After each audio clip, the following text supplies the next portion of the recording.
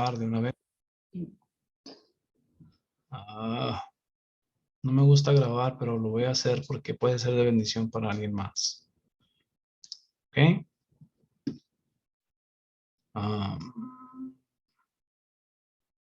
Parece, ok, ya pueden ver, creo, ahí el PowerPoint.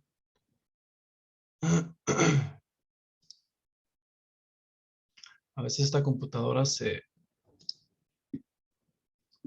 congela y no me deja proseguir, pero ahí está. Hacemos lo que podemos, ¿ok? Entonces, aquí estamos, hermanos, una vez más en la paradoja paulina. Esta serie ya mero la terminamos. Estamos escudriñando, analizando las cartas del apóstol Pablo con un punto de vista diferente, por eso se llama paradoja, ¿verdad? Este es el capítulo 8, vamos a estar hablando simplemente de dos versículos, en cierta forma, dos versículos principales de Efesios y de Colosenses, ¿ok? Este es el índice que hemos llevado a cabo antes, así que Yesenia y Diana, si gustan ver las enseñanzas anteriores a esta, ahí está en nuestra página de YouTube, ahí pueden encontrar, la mayoría de ellas están ahí. Porque como es una serie, usualmente una serie la tienes que ver desde el principio, ¿verdad? Como una película, una serie de un TV show. Obviamente no puedes empezar a la mitad y tratar de entenderlo todo, ¿verdad? Entonces yo les sugiero que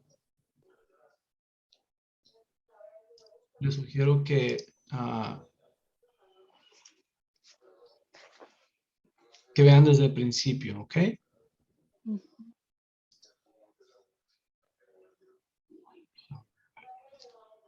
Les voy a pedir que pongan sus teléfonos en mute, por favor.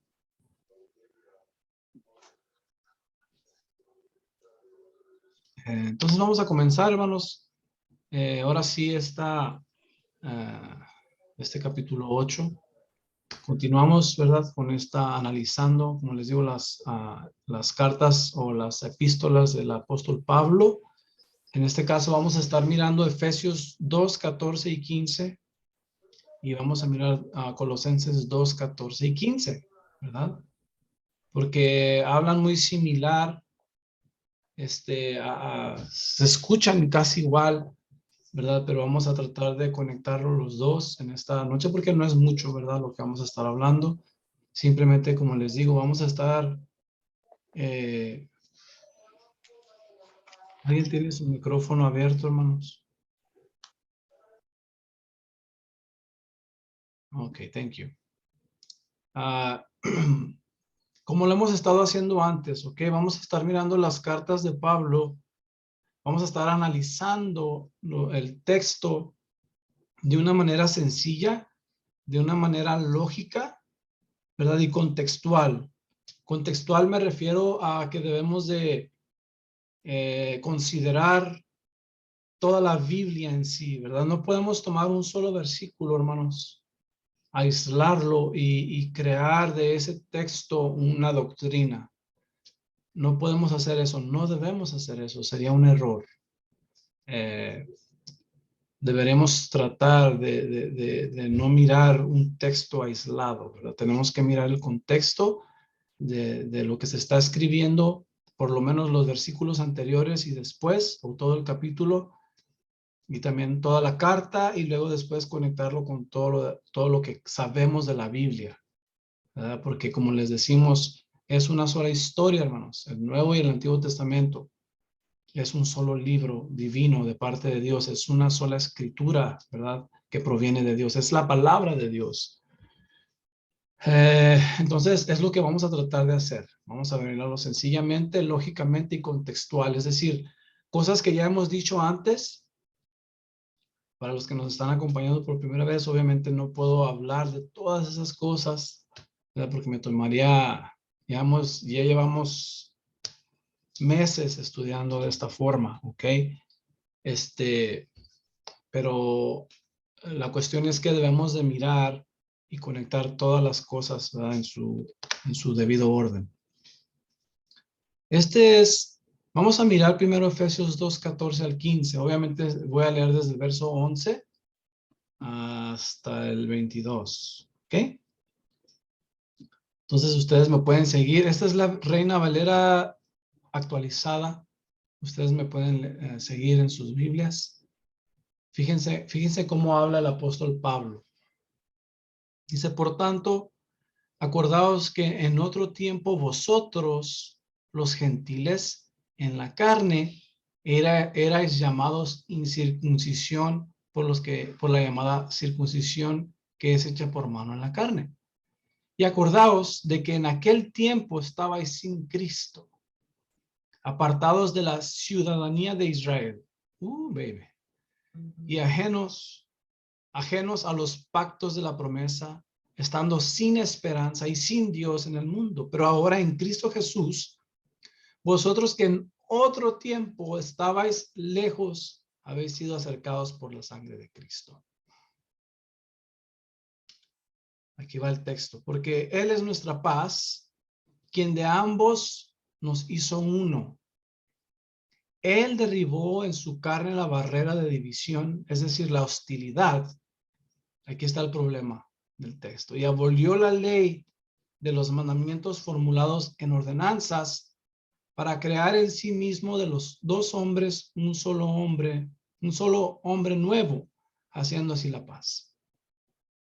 También reconcilió con Dios a ambos en un solo cuerpo, por medio de la cruz, dando muerte en ella a la enemistad.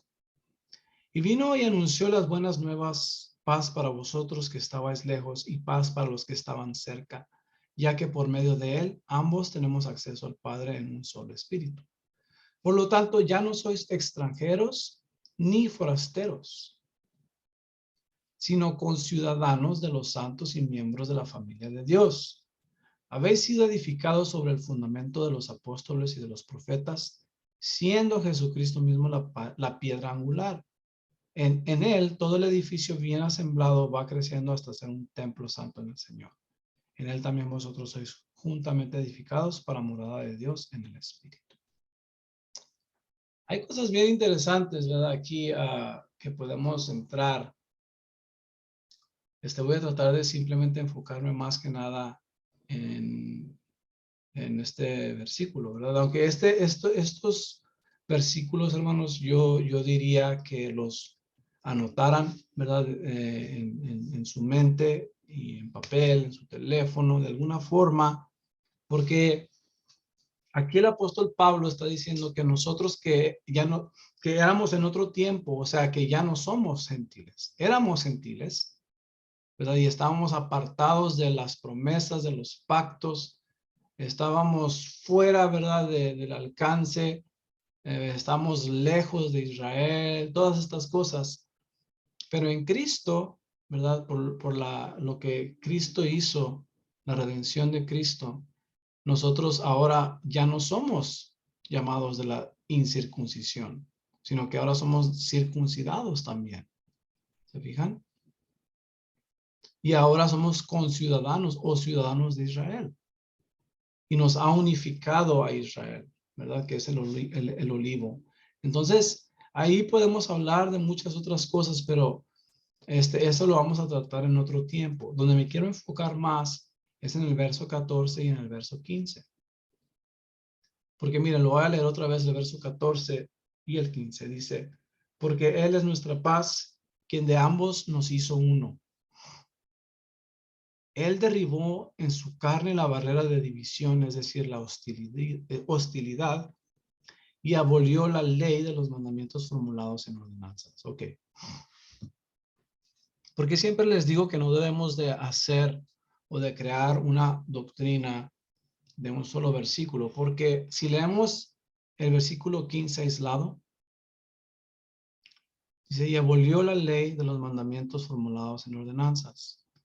Este versículo, hermanos, es bien difícil.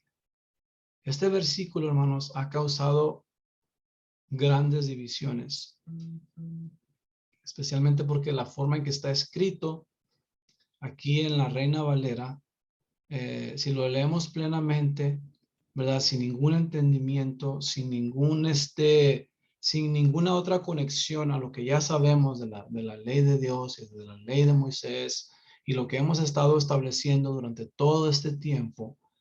Entonces la gente, desafortunadamente, cuando lee este versículo, llega a la conclusión inmediata de que Jesús abolió o deshizo o derribó o destruyó o abrogó la ley de Moisés, ¿verdad?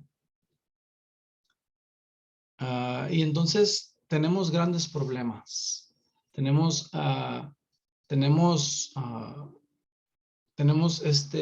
dificultades para explicar otras cosas, porque es una grande contradicción, ¿verdad? Es una grande contradicción porque si conectamos esto, si tan solo conectamos lo que está diciendo este verso 15 y nos recordamos a lo que dice Jesús en Mateo 5, 17, 18 y 19, entonces existe una contradicción muy fuerte. Porque fíjense lo que dice Jesús en Mateo 5, 17. Dice, no piensen que he venido para abrogar la ley o abolir la ley o los profetas. No he venido para abrogar, sino para cumplir. ¿Se fijan cómo este texto, el verso 15, contradice lo que está diciendo Jesús en Mateo 5:17? Porque Jesús está diciendo que él no vino a abolir la ley y los profetas, pero según acá en Efesios 2:15, escribe el apóstol Pablo que él, o sea, Jesús, derribó la ley de los mandamientos formulados en ordenanzas. Entonces ahí, con tan solo eso, con tan solo conectarlo con Mateo 5:17, hermanos, tenemos que poner en nuestra mente o pintar en nuestra mente un signo de interrogación inmediatamente, porque obviamente Pablo no puede estar contradiciendo lo que Jesús estableció. Amén. Y es necesario también, obviamente, en Mateo 5:17 leer todo lo demás, ¿verdad? En 5:17, el 18 y el 19. Porque muchos han de pensar que Jesús no vino a abrogar la ley de los profetas mientras estuvo vivo, sino que cuando él muere, entonces abrogó la ley. Pero eso causa muchos problemas, ¿verdad? Porque ahora, ¿cuál es la nueva ley que Jesús iba a enseñar después de su muerte? Además, ninguno de los profetas del Antiguo Testamento nos indica en ningún momento, en ninguna forma, de que iba a haber una abolición o una abrogación de la ley de Moisés, en ningún momento. Es más, es todo lo contrario. El Señor Dios Todopoderoso nos dice que todas sus leyes, su palabra es permanente, es continua, es constante, es la misma, es perpetua, ¿verdad? Sus mandamientos son perpetuos, son por toda la eternidad. Entonces, considerando todas estas cosas, considerando lo que dice aquí en Efesios 2:15, lo que dice Mateo 5:17, esta contradicción no puede existir. Porque el mismo Pablo en otras ocasiones nos dice que él enseñó conforme a la doctrina que estableció Jesús. Y lo que estableció Jesús aquí es que él no vino a abrogar la ley de los profetas, ¿se fijan? Entonces, ¿de qué estará hablando aquí el apóstol Pablo? Debe de existir otra forma de mirar las cosas, ¿verdad? Porque otra cosa que tenemos que considerar, hermanos, que preguntémonos, ¿quién o quiénes quiénes tradujeron el texto? Porque acuérdense que mayormente o principalmente el Nuevo Testamento está escrito en griego, el lenguaje griego, ¿verdad? Pero aquí nosotros lo estamos leyendo en español, ya en Biblia, ¿verdad? Miles de años de traducciones, ¿verdad? Del original. Y entonces, en la mente del traductor, sea quien sea el director de la Reina Valera actualizada, ¿verdad? El director que iba a llevar a cabo los cambios o los profesionales que se sentaron a la mesa, o no sé cómo le hacen. que estuvieran sentados, ¿verdad? O que estuvieran reunidos para establecer cada uno de estos pasajes, ¿cómo lo vamos a traducir? ¿Quién determina cómo se traduce de un lenguaje a otro? ¿Quién es el que maneja esas cosas? ¿Quién decide? ¿Quién tiene la última palabra? Entonces, una de las cosas que tenemos que considerar, por lo menos, es que en las traducciones, ya el traductor en su mente tiene una idea, ¿verdad? Tiene en su mente cómo debe de decir el texto, porque ya tiene ¿cómo se dice? How do you say bias? I always forget what the name of it. Tiene un prejuicio, es lo que quise decir. Ya en su mente, el traductor tiene un prejuicio de lo que debe de decir el texto, ¿verdad? Entonces, en muchas ocasiones, hermanos, es importante que regresemos al texto original, una Biblia interlineal, por ejemplo, y mirar las frases que están ahí, ¿verdad? En el lenguaje griego, para podernos dar una mejor idea de lo que se está tratando, ¿verdad? Cuando hacemos estas cosas, nos ayuda un poquito mejor a entender por qué escogieron la palabra abolir, ¿verdad? Aquí. ¿Qué acaso, por qué la palabra abolir, catargeo? ¿Qué significa catargeo? ¿Qué significa catalúo, verdad? Abrogar. ¿Tienen esa intención de abolir realmente? ¿O quién determina esas cosas? ¿Ok? Otra cosa que nos tenemos que preguntar, hermanos, en el verso 14, nos debemos de preguntar inmediatamente, ¿acaso la ley de Dios era una barrera de división y hostil para los gentiles? Si podemos encontrar evidencia de que la Torá, es decir, la ley de Moisés o los mandamientos de Dios formulados en ordenanzas, son hostiles. Si son hostiles en contra de los gentiles, entonces podemos decir que es lo correcto, que está hablando de la Torá en sí. Pero, ¿qué significa hostil? Significa enemistad, alienación. El femenino de ectros, hostilidad por implicación, un motivo de oposición. Vamos a mirar a continuación ciertos pasajes bíblicos, escriturales, para determinar si la Biblia o si los mandamientos de Dios eran hostiles en contra de los gentiles. Vamos a mirar si en sí Dios estaba en contra de los gentiles, o si él mismo era hostil en contra de ellos, o si tenía un motivo de oposición, de hacerlos a un lado, de que no tenían permiso de venir a los pies de Dios. Vamos a mirar la evidencia, ¿ok? Entonces lo que estamos tratando de determinar es si los mandamientos de Dios formulados en ordenanzas eran hostiles a los gentiles. Vamos a analizar la siguiente evidencia escritural, ¿ok? Fíjense cómo dice en Éxodo 12, 48 al 49.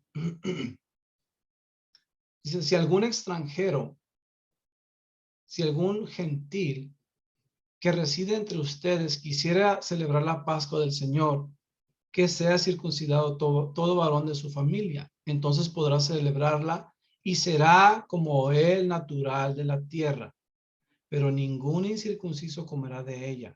La misma ley será para el natural y para el extranjero que viva entre ustedes. ¿Se fijan, hermanos? Aquí nomás con este texto nos damos cuenta que un extranjero o un gentil podía ser admitido como natural de Israel desde el Éxodo. Amén. Qué fascinante, ¿no? Que no es nada nuevo que el Señor, que Dios haya querido injertar a los que quieren ser injertados dentro del pueblo de Israel. No es nada nuevo. Dios lo ha llevado a cabo desde mucho antes. Pues, ¿quién era Abraham? ¿Verdad? Se supone que Abraham era un gentil, era un extranjero. Y Dios lo hizo acercarse. Entonces, ¿cómo pudiéramos acercarnos nosotros, ¿verdad? Ninguno de nosotros. Entonces, siempre Dios le ha permitido a gentiles o a los extranjeros gozar de los mandamientos de Dios, ¿ok? De los mandamientos de Dios. Vamos a mirar más evidencia. Dice Éxodo 24:22. Habrá una misma ley para ustedes, tanto para el extranjero como para el natural, porque yo soy el Señor su Dios. Ahí está hablando de una ley para un blasfemo. O sea, cuando alguien blasfemaba el nombre de Dios, sea natural o extranjero, debía morir, ¿ok? En este caso. Pero miramos que Dios incluye al extranjero en la misma ley. O sea, no había una ley para el israelita y luego otra ley para el extranjero. No, los dos eran tenidos como una sola entidad, ¿verdad? Y Dios los considera parte de la misma ley. Amén. Acuérdense que la palabra ley tiene más sentido cuando la leemos como Torah, una misma instrucción. Vamos a mirar ahora en Números 15, 1 al 16, dice, todo natural hará estas cosas así al presentar una ofrenda quemada como grato olor al Señor. Y si con ustedes reside un extranjero o alguno que se encuentre entre ustedes a través de sus generaciones y hace una ofrenda quemada como olor grato al Señor, Él lo hará así como ustedes lo hagan. Un mismo estatuto tendrán los de la asamblea y el extranjero que resida entre ustedes. Este es un estatuto perpetuo a través de sus generaciones. Como ustedes, así será el extranjero delante del Señor. Una misma ley y una misma norma tendrán ustedes y el extranjero que resida con ustedes. Esto fascinantemente tiene que ver con leyes sobre las ofrendas. Y lo interesante es que el Señor a los extranjeros que quieren ser parte de Israel son incluidos. ¿Se fijan? Y se les da la misma ley. Entonces los extranjeros les era permitido traer ofrendas a Dios, siempre y cuando hayan aceptado a Dios como Dios, que quieren adoptar solamente al Dios de Abraham, de Isaac y de Jacob, ¿ok? Eran tenidos como naturales. Y esto es desde hace muchos años. Y todo esto va conectado con lo que acabamos de leer ahí en Efesios capítulo 2. Amén, que de dos pueblos hizo uno. Ahorita más adelante vamos a explicar un poquito más. Pero lo que quiero que miremos es que los mandamientos de Dios nunca han sido hostiles en contra de los gentiles. Los mandamientos de Dios son para todos, son para toda la humanidad. En sí, una de las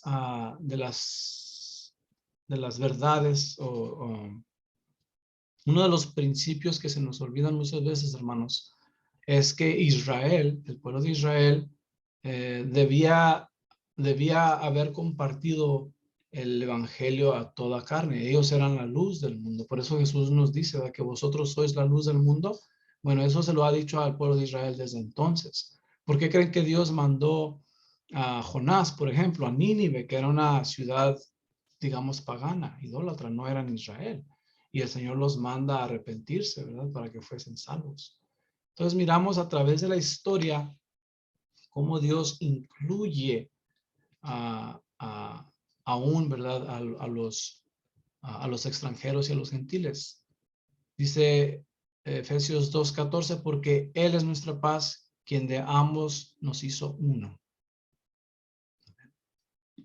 Dios siempre ha incluido a los extranjeros y a los gentiles a Israel. En realidad, no es nada nuevo. Tenemos el caso, hermanos, de la gente que salió cuando el pueblo de Israel en el Éxodo salió de Egipto. Dice en Éxodo 37, 12, 37 al 38, que también fue con ellos una gran multitud de toda clase de gente. Amén. Cuando obviamente cuando toda esta gente, miren, miremos a Egipto como Estados Unidos, ¿verdad? ¿Por qué digo eso? Porque hoy en día todas las personas del mundo, por decir así, quieren venir a Estados Unidos, ¿verdad? Es el sueño americano. Todos quieren venir y vivir una vida libre, ¿verdad? Quieren tener sus propios hogares, sus propias tierras. Y en aquel entonces, hermanos, Egipto era lo mismo, digamos, como Estados Unidos lo es, ¿verdad? Era un país grande, era un país rico, era un país que tenía mucha fuerza militarmente hablando y todas las capacidades como los Estados Unidos hoy en día. Pero cuando toda esa gente, de todas las clases de gentes que existían ahí en Egipto, miraron la gloria y la potencia del Dios que destruyó a Egipto con las 10 plagas, esa gente miró al Dios verdadero, ¿verdad? Y entonces se quisieron unir y declararon a ese Dios como su Dios y se unieron a Israel, lo siguieron. Cuando el pueblo de Israel salió en sus ejércitos, ¿verdad? En sus regiones o sus brigades, ellos también se unieron a ellos. Esa gente que no era israelita, que no eran hebreos, se unieron a Israel y salieron juntamente con el pueblo de Israel para servir al Dios eterno. Otro personaje que miramos que fue unido al pueblo de Israel, hermanos, es Rahab. ¿Se acuerdan de Rahab? Rahab era una prostituta de Jericó que permitió, ¿verdad?, a los dos espías que entraron primero para espiar los muros de Jericó. Ella los guardó, los cuidó y ella había escuchado de este Dios. Había escuchado del Dios de Israel. Entonces ella les hizo prometer, ¿verdad?, que cuando ellos destruyeran a Jericó, que la salvaran a ella. Entonces Rahab, ¿verdad?, tomó un hilo escarlata y lo colgó de la ventana y ese iba a ser el signo de su redención, ¿verdad? Entonces ella, dice en Josué 6:25, dice que ella ha habitado entre los israelitas hasta el día de hoy, porque escondió a los mensajeros que Josué envió para espiar a Jericó. No estoy muy seguro de esto, pero creo que Rahab era esposa de José, ¿verdad? Se convirtió en esposa de Josué, perdón. Entonces ella, siendo una extranjera, siendo una enemiga, ¿verdad?, del pueblo de Israel, en realidad Dios la tomó como israelita, ¿verdad? Por su fe, dicen hebreos, por fe ella lo hizo. Se unió al pueblo de Israel. Tenemos a alguien más, a otra mujer, a Ruth. ¿De dónde era Ruth, hermanos? ¿Alguien se acuerda? Ruth era una moabita. Amén. Era de la tierra de Moab, pero ella se había casado con un israelita, ¿verdad? Que habían vivido en esa área, porque no había pan en Belén. Entonces, fíjense la declaración de Ruth, que es muy fuerte. Es una declaración de fe. Amén. Dice, no me ruegues, hablando con su suegra Noemí, dice, no me ruegues que te deje y que me aparte de ti, porque a donde quiera que tú vayas, yo iré, y donde quiera que tú vivas, yo viviré. Tu pueblo será mi pueblo y tu Dios será mi Dios. Esa es una declaración poderosa, hermanos. Ella se unió a Israel, ¿verdad? Y declaró ser el pueblo de Noemí, que era el pueblo de Israel, iba a ser el pueblo de Ruth, y el Dios de ella iba a ser su Dios. Esto implica, hermanos, que Ruth iba a obedecer los mandamientos de Dios. Amén. Que iba ella a llevar a cabo los requisitos para pertenecer al pueblo de Dios. Amén. No nomás es que lo estaba diciendo, sino que ella estaba declarando que ella iba a dejar en el olvido a sus dioses paganos, ¿verdad? La idolatría y cualquier otra costumbre que ella tenía, que había heredado de sus padres, ¿verdad? Todo eso implica esto. Ok, entonces miramos un último versículo. Este es poderosísimo, hermanos, en Isaías 56, del 1 al 8. Fíjense, por favor, pongan mucha atención. También márquelo ahí en su Biblia, en su mente, en su teléfono, tomen una foto, no sé. Dice, bienaventurado el hombre que hace esto. El hombre que hace esto. Y el hijo del hombre que persevera en ello, que guarda el Shabbat, no profanándolo, y que guarda su mano de hacer el mal. El hijo del extranjero que se ha adherido al Señor, no hable diciendo, sin duda el Señor me separará de su pueblo. Tampoco diga el eunuco, he aquí que yo soy un árbol seco. Porque así ha dicho el Señor, a los eunucos que guardan mis Shabbats, que escogen lo que quiero y que abrazan mi pacto, yo les daré en mi casa y dentro de mis muros un lugar y un nombre mejor que el de hijos e hijas. Les daré un nombre eterno que nunca será borrado. ¿Se fijan, hermanos, qué poderosa es la palabra de Dios? Miramos que cualquier hombre, bienaventurado del hombre, ¿verdad? O está hablando de toda la humanidad, hombre o mujer. Cualquier persona que abraza el pacto de Dios, se le da un nombre eterno que nunca es borrado. Entonces, sí existe una hostilidad, digamos así, en contra del pecado, ¿verdad? Obviamente, si un israelita era un pecador, había una hostilidad en contra de esa persona. Y hasta el día de hoy, ¿verdad? Obviamente, para los que resisten al Señor, para los que se rebelan contra Dios, obviamente la Torah es hostil en contra de ellos porque van en contra de la voluntad de Dios. Pero a todos aquellos, cualquier persona, amén, cualquier persona, aquí el Señor está diciendo, no importa si eres un extranjero, un gentil, si eres un eunuco, hombre o mujer, si abrazan mi pacto, así como lo hizo Ruth, así como lo hizo Rahab, así como lo hicieron los que salieron de Egipto, que abrazaron el pacto del Señor, el Señor les dio un nombre que nunca fue borrado, los injertó en su pueblo. Amén. Entonces miramos pues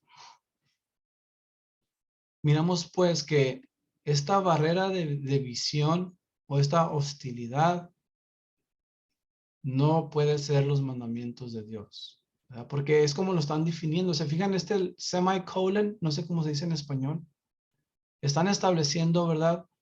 Que aquí el escritor o el traductor está diciendo, dice que Jesús derribó en su carne la barrera de división, algo que dividía, algo que separaba, ¿verdad? Y esa división es una hostilidad. Bueno, la hostilidad y esa barrera de división, según lo que están diciendo aquí, es que eran los mandamientos de Dios, los mandamientos formulados en ordenanzas. Y Jesús vino a abolir esas leyes que eran hostiles, ¿verdad? Entre ambos, entre los judíos y los gentiles. Pero yo les estoy enseñando que en realidad la Biblia no dice que, que los mandamientos de Dios eran hostiles. No era una barrera de división. Amén. Porque aquí el Señor está incluyéndolos a todos. Eso es lo que quiero que piensen. Entonces con eso en mente podemos darnos cuenta que esa barrera de división y esta hostilidad no pueden ser los mandamientos de Dios. Tiene que ser algo más. Debe de significar algo más. Aunque el texto así lo diga, hermanos. Cuando pensamos contextualmente y miramos el panorama, ¿verdad? Desde el Génesis, Apocalipsis, y escudriñamos y analizamos correctamente, aquí hay un signo de interrogación de a qué es realmente la ley de los mandamientos formulados en ordenanzas. ¿Será la ley de Moisés o será algo más?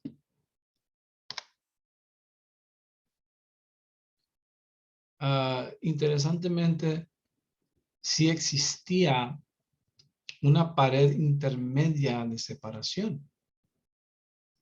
Según Flavio Josefo en las Antigüedades de los Judíos, existía literalmente, y eso lo hemos escuchado de Joseph Good y del hermano Rico Cortés, que son expertos en el templo, que había una pared intermedia de separación en el templo que dividía a los extranjeros, a los prosélitos y a los judíos, ¿verdad? Pero ellos lo hicieron. Ahora, lo que no se sabe es si esta pared de separación fue algo que Dios estableció o si lo establecieron las gentes, ¿verdad? El Sanedrín, la gente, no sé. Eso es lo que no sabe. Bueno, yo no sé si esto es algo que Dios estableció, porque obviamente en el tabernáculo de Moisés no había esta estructura, no existía, al menos que yo haya visto. Pero Flavio Josefo en su libro Antigüedades de los Judíos dice que había una pared de intermedia de separación en el templo, donde los extranjeros no podían pasar más allá, ¿verdad? Obviamente habían diferentes separaciones como sea en el templo y también en el tabernáculo de Moisés. Habían lugares donde uno no podía entrar, ¿verdad? No podías pasar y caminar por donde tú quisieras. Si eras una persona cualquiera, por decir así, un israelita natural, un civil, no podía solamente pasar al lugar santísimo. Habían divisiones del lugar santísimo al lugar santo, al atrio. No podías entrar, y mucho menos en el templo, ¿verdad? Habían ciertos lugares para los levitas, ciertos lugares para los sacerdotes, ciertos lugares para los sumos sacerdotes y así. Y entonces dentro de todas esas separaciones existía una pared que se llamaba la pared de separación, ¿verdad? Que no permitía a los gentiles o a los extranjeros pasar de un lado para otro. Entonces, es interesante notar, hermanos, que aunque Dios injertó a los gentiles a su pueblo, al pueblo de Dios, no ha sido fácil lograrlo. Porque aún hoy en día nosotros sufrimos ciertas barreras y paredes que nos separan el uno del otro, ¿verdad? Aunque la intención y el propósito principal del Mesías era unificar a su pueblo, aún nosotros vas a un lugar y te dices, hey, tú no puedes pasar porque no perteneces aquí, ¿verdad? Una vez un pastor me dijo que no podía predicar del púlpito, que tenía que predicar de abajo. Y me ofendió un poco, ¿verdad? Porque yo ya era ministro, pero como no era ministro de esa iglesia, a mí no se me permitía predicar del púlpito, sino que tenía que, porque había una separación, ¿verdad? Había una barrera de separación. Por eso digo que aún nosotros, en cierta forma, sufrimos estas separaciones. Hay paredes de separación aún dentro de las congregaciones, dentro de las denominaciones, dentro del sistema religioso. Aún existen estas separaciones, aunque el Mesías Redentor nos ha unificado a su pueblo. Él nos ha permitido y dice que Él derribó esa división, esa barrera de en medio. Él la dividió, él la abolió, Él destruyó eso. Pero nosotros la volvemos a edificar, ¿verdad? Para poner barreras el uno del otro. No, tú no puedes pasar de aquí para acá, tú no eres suficientemente esto, lo otro, ¿verdad? Hazte para allá.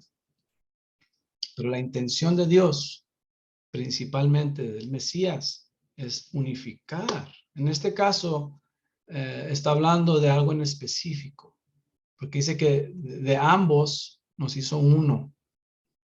Obviamente esto nos recuerda a profecías como la de Ezequiel, ¿verdad? Las varas de la casa de Efraín y la casa de Judá. El propósito del profeta, el Señor le manda a agarrar o tomar dos varas, una vara donde iba a inscribir el nombre de José o el nombre de Efraín, que eran las 10 tribus de Israel, y en la otra vara iba a poner Judá, ¿verdad? Y las iba a unificar y las iba a unir Y cuando le pregunten, dice el Señor, cuando te pregunten qué significan estas cosas, les dirás que así ha dicho el Señor Dios. He aquí yo tomo la vara de José, que está en la mano de Efraín y las tribus de Israel, sus compañeros, y las pondré junto con la vara de Judá. Los haré una sola vara y serán una sola en mi mano. Las varas sobre las cuales escribas estarán en tu mano ante la vista de ellos, y les dirás que así dicho el Señor Dios, he aquí yo tomaré a los hijos de Israel de entre las naciones a las cuales fueron, los reuniré de todas las partes y los traeré a su propia tierra. Haré de ellos una sola nación en la tierra, en los montes de Israel, y todos ellos tendrán un solo rey. Nunca más serán dos naciones, ni nunca más estarán divididos en dos reinos. ¿Se fijan? Cómo esta profecía, el Señor lo que Dios está haciendo, hermanos, ¿verdad? Porque el mismo pueblo se dividió, ¿verdad? El Señor divorció a una parte del pueblo que es a José o Efraín, porque Efraín es hijo de José y es tomado como el primogénito, y la vara de Judá, ¿verdad? Esas tribus, la tribu de Judá y la tribu de José, se dividieron.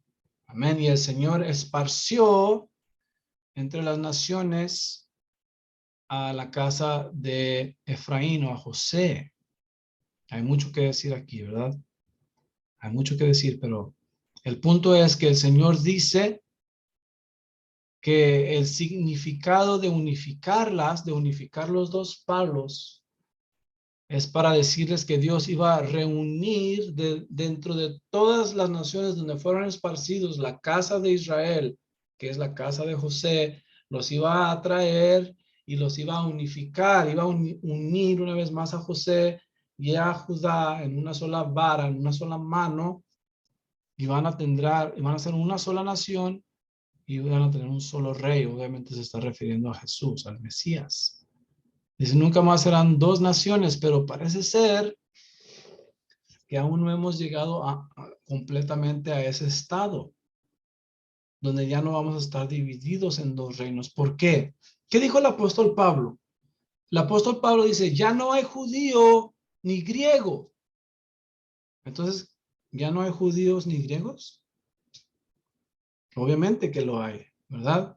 Aún hay judíos. Yo conozco a judíos. Pero ¿qué es lo que estaba diciendo el apóstol Pablo? Que esta profecía se está cumpliendo. Esta profecía se está cumpliendo y lleva 2000 años de transacción, ¿verdad? Que ha recurrido todo esto, está ocurriendo y aún lo hemos visto y lo estamos viendo. ¿Por qué? Porque hay cristianos todavía, hay cristianos y hay judíos y hay de todo, ¿verdad? Toda clase, todos somos diferentes y no estamos ahí, aún no somos uno, no lo somos.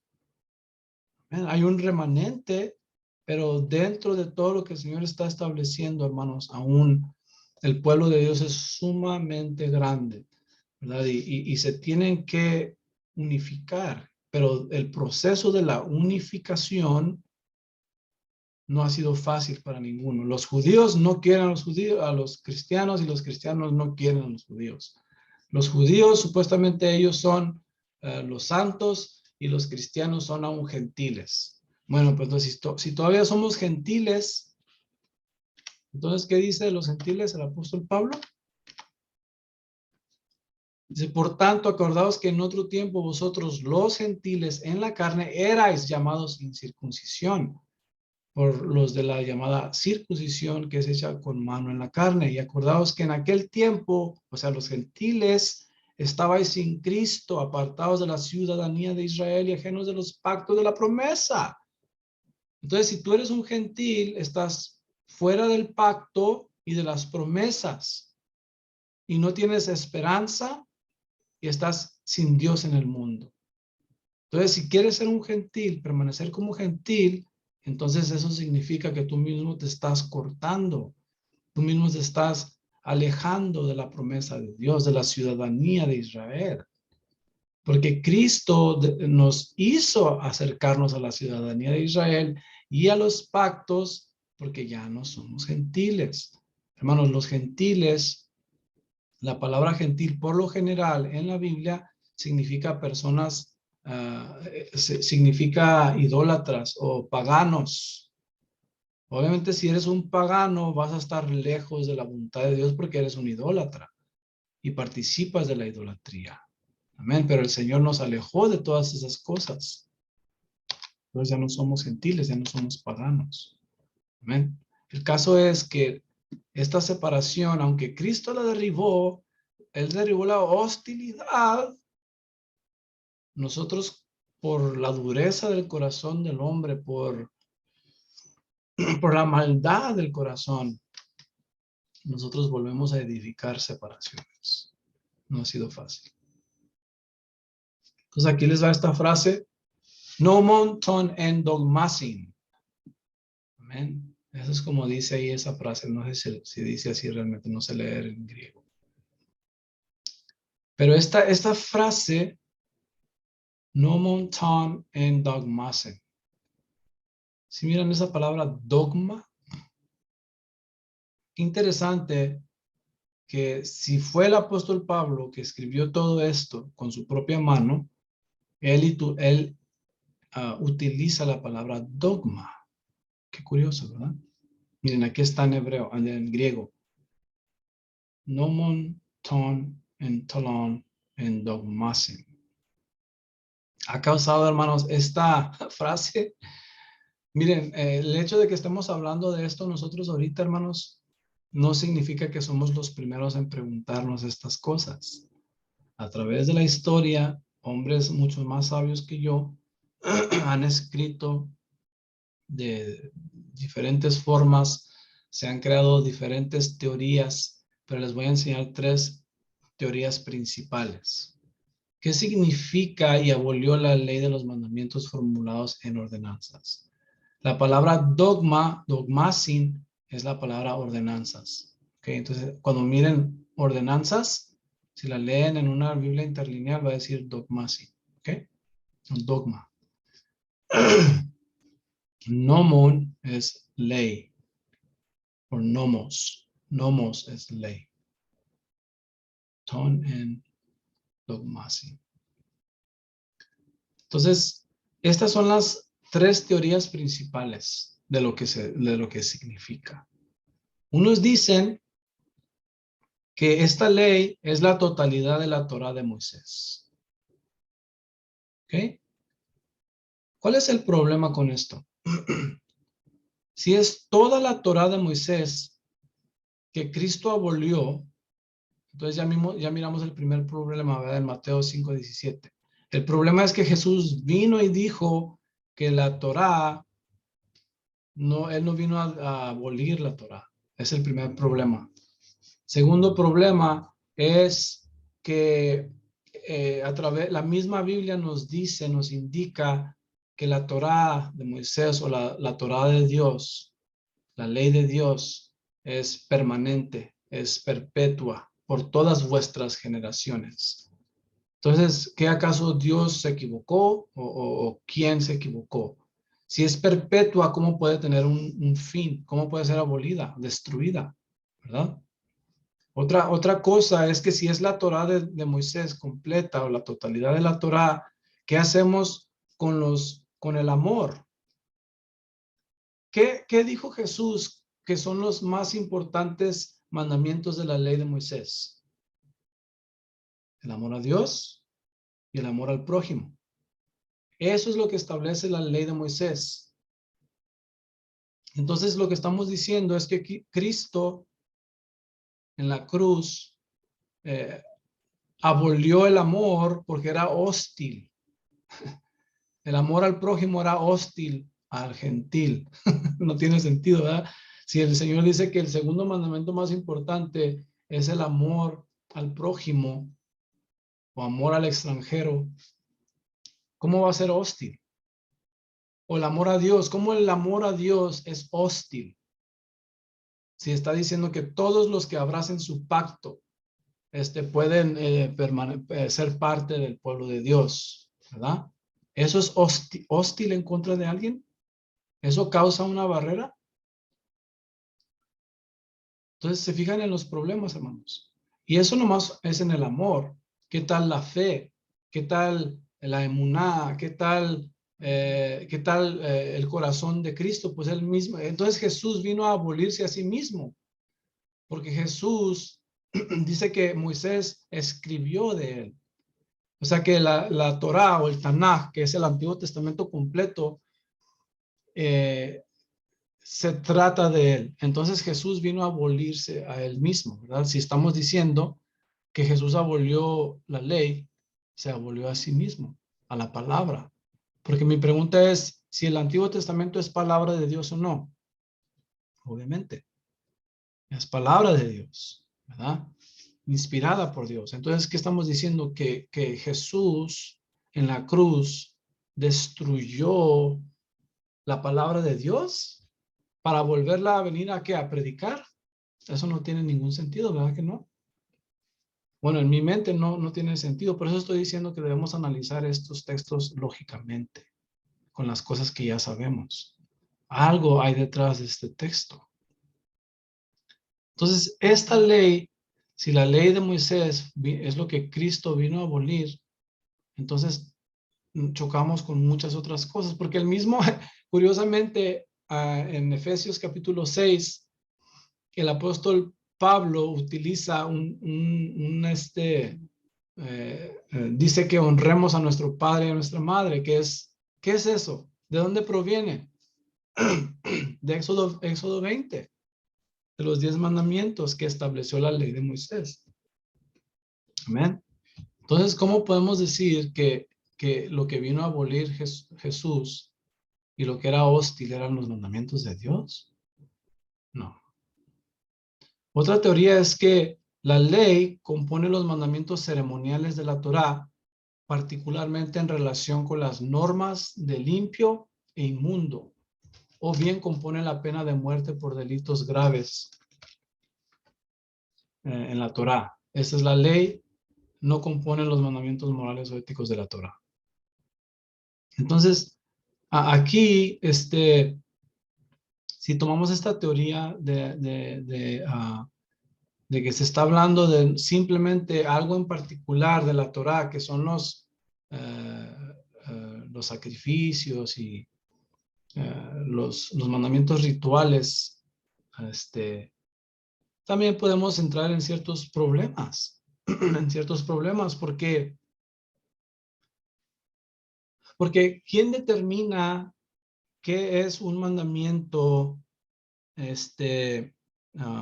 ritual o qué es un mandamiento, no estoy, qué es un mandamiento ceremonial? ¿Quién lo determina? ¿Quién escoge si un mandamiento de Dios es ceremonial o no? Por ejemplo, yo he escuchado a predicadores decir que dentro de los 10 mandamientos, todos los mandamientos de los 10 que están ahí en Éxodo 20, los 9 de ellos son morales, pero el cuarto mandamiento, que es el guardar el Shabbat, es ceremonial. Y así se libran de decir, no, pues es que como es ceremonial, ya no lo tenemos que cumplir, aunque todos los demás en la lista de los 10 mandamientos son morales, porque no consideran que el Shabbat ya sea necesario, entonces dicen, no, es que ese es un mandamiento ceremonial. Entonces, cuando decimos que un mandamiento es ceremonial, entonces, ¿quién determina que es un mandamiento ceremonial? Porque Jesús dijo que si alguno enseña a no guardar los mandamientos más pequeños de la ley, de la Torá, entonces va a ser llamado pequeño en el reino de los cielos, o va a ser destruido más bien. Entonces, ¿cómo podemos escoger los mandamientos ceremoniales? How do we dissect the word of God? ¿Cómo es que podemos romper la palabra de Dios en mandamientos ceremoniales y mandamientos no ceremoniales? ¿Verdad? Es un poco difícil, o sería muy difícil. Porque hoy en día, pues, ese es uno de los puntos, ¿verdad? Que dónde ponemos la línea. Miren, yo sé que se está poniendo tarde, pero ya voy a terminar nomás con este slide y ya terminamos, ¿ok? La última teoría es que la ley, la palabra ley aquí es una referencia a lo que causó la pared divisoria vista en el templo de Jerusalén, derivada de varias interpretaciones inapropiadas de los mandamientos de la Torá. Esto constituirá la ley, pero no la ley de origen mosaico. Es decir, se está refiriendo a la ley oral, ¿verdad? Se puede referir a la ley, al nomos, porque la palabra nomos es general, se puede referir a cualquier ley. Entonces, solo porque dice ley no significa que se refiere a la ley mosaica. Se puede referir a leyes de hombres. ¿Ok? Y también es interesante notar, hermanos, que en la Septuaginta, la palabra ordenanzas que miramos aquí es la palabra dogma y nunca aparece en referencia a la Torá, nunca. La palabra designa un principio de doctrina pronunciado con autoridad. Entonces, la palabra dogma más que nada se refiere a designios o decretos de un rey o civiles o simplemente opiniones, pero nunca, hermano, la palabra dogma se refiere a la Torá, a los mandamientos de Dios, ¿verdad? Entonces, eso es interesante notar.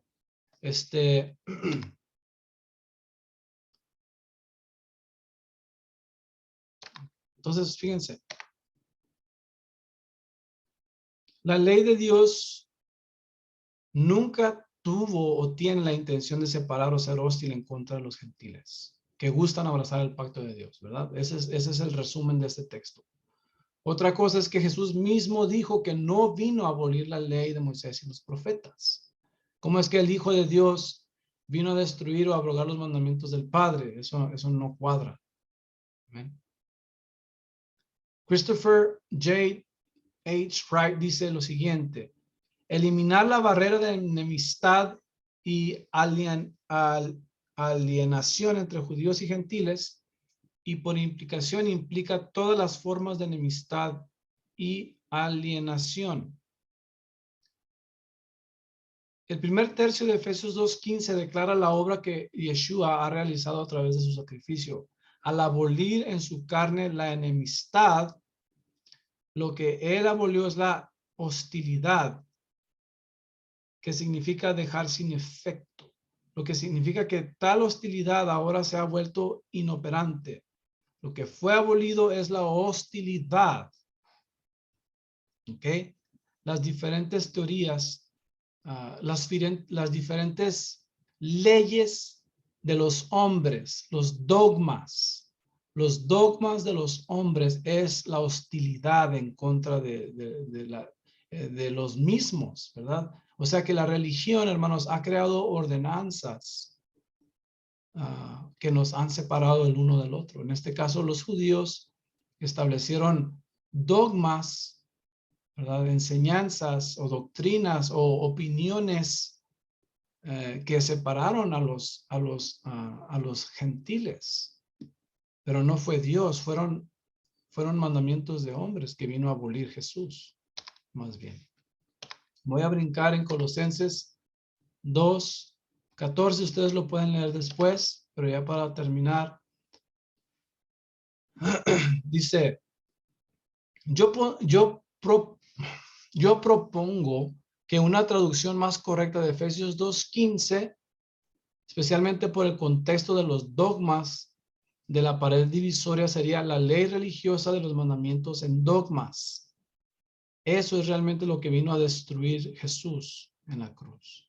La religión, las leyes religiosas, no la Torá, ¿verdad? Por muchas razones. Entonces, en mi punto de vista, hermanos, debemos considerar estudiar Efesios 2:14 y 15 y Colosenses 2:14 al 15 de una manera contextual, considerando todo lo que ya sabemos de las escrituras para poder llegar a una buena conclusión, ¿verdad? Entonces, disculpen que me fui un poquito más rápido de lo que pensaba al último, pero Así son las cosas.